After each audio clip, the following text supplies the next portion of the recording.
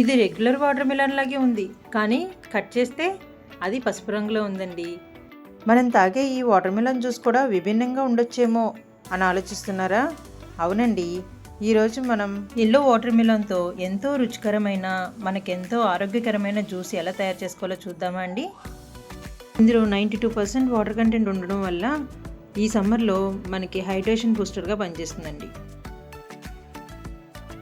ఇది చేయడం చాలా ఈజీ అండి.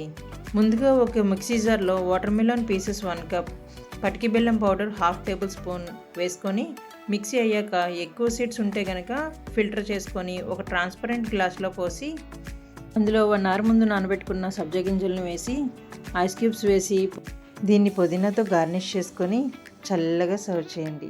చాలా బాగుంటుంది. ఈ సమ్మర్లో మనం అందరం తాగవలసిన బెస్ట్ జ్యూస్ అండి. ఇంకా దీనికి అడిషనల్ టచ్ కావాలి అంటే లెమన్ జ్యూస్ కూడా ఇందులో కలిపి సర్వ్ చేయొచ్చు. ఇన్ని పిల్లలు కూడా చాలా బాగా ఇష్టపడతారండి. మరి ఇంకెందుకు ఆలస్యం, వాటర్ మిలన్ జ్యూస్ని ప్రిపేర్ చేసి ఆ టేస్ట్ని ఆస్వాదించండి. Thank you.